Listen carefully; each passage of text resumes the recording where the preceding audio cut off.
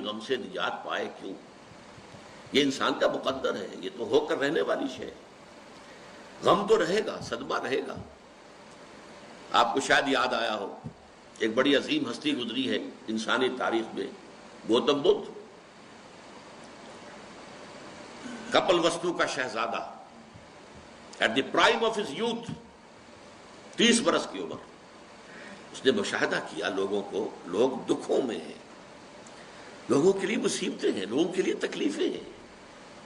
ایک اندھا آدمی دیکھا، اس نے چلتا ہوا جو ٹھوکر کھا کے گرا اس کے نگاہوں کے سامنے۔ اس نے سوچا یہ کیا ہو رہا ہے، کیوں ہے یہ اندھا، کیوں ہے؟ کسی کو اندھا پیدا کر دیا جاتا ہے، پیدائشی اندھا۔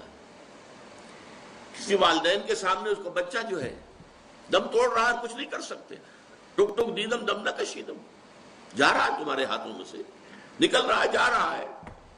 قرآن مجید میں بھی سورہ واقعہ میں قسم کھائی گئی ہے، فَلَوْلَا إِن كُنتُمْ غَيْرَ مَدِينِينَ تَرْجِعُونَهَا إِن كُنتُمْ صَادِقِينَ۔ واپس لے سکتے ہو تو لے لو، موت کے پنجے سے چھڑا لو، اگر تمہارے اندر کوئی طاقت ہے۔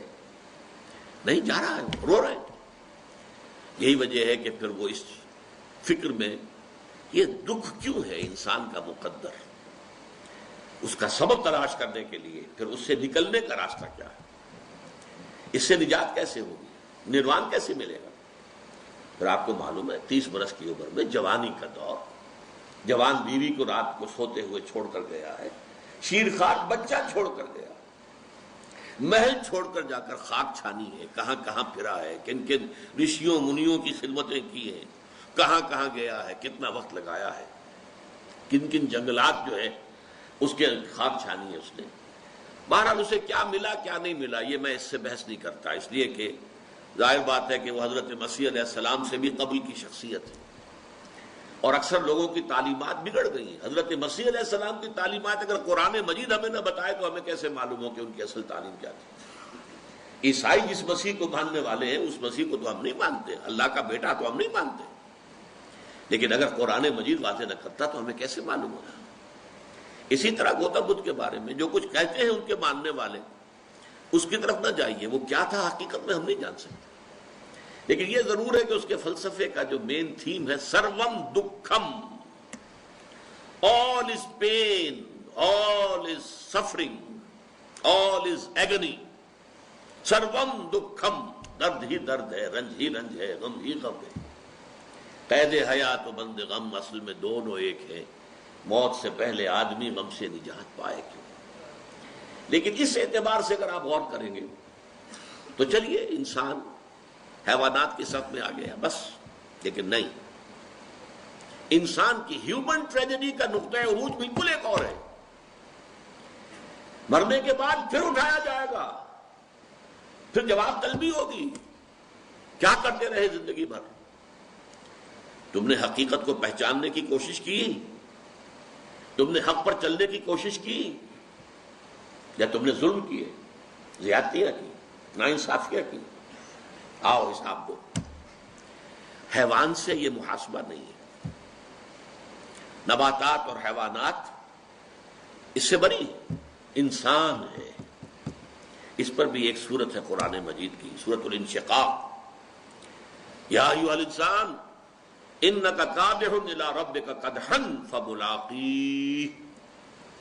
اے انسان تیرا معاملہ یہ ہے، تو مشقت پر مشقت جھیل کر، تکلیفیں پر تکلیفیں برداشت کر کے پھر ایک دن اپنے پروردگار کے حضور میں حاضر ہوگا جواب دہی کے لیے۔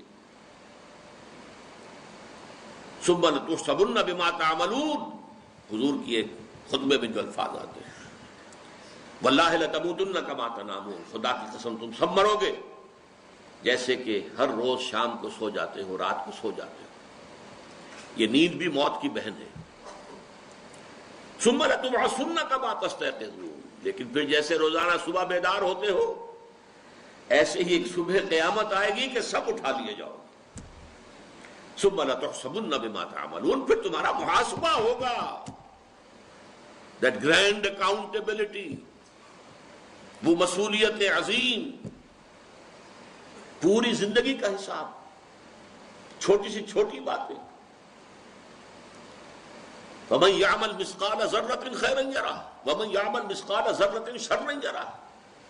ذرے کی ہم وزن نیکی ہوگی وہ بھی سامنے پاؤ گے، اور ذرے کی ہم وزن بدی ہوگی وہ بھی سامنے پاؤ گے۔ انسان چیخ اٹھے گا ما لہذا الکتاب، یہ اعمال نامہ کیسا ہے، لا یغادر صغیرۃ ولا کبیرۃ الا احصاها، اس نے تو نہ چھوٹی چیزیں چھوڑی ہیں نہ بڑی چیزیں چھوڑی ہیں، تمام کا احاطہ کر لیا ہے۔ وہ محاسبہ ہوگا، اس کے بعد جزا و سزا کے فیصلے ہوں گے، بہت مبارک ہوں گے، خوش قسمت ہوں گے وہ لوگ جو جنت کی طرف بھیج دیے جائیں۔ وسیق الذین اتقوا ربهم الى الجنۃ زمرا، اللهم ربنا اجعلنا منهم، اللهم ربنا اجعلنا منهم۔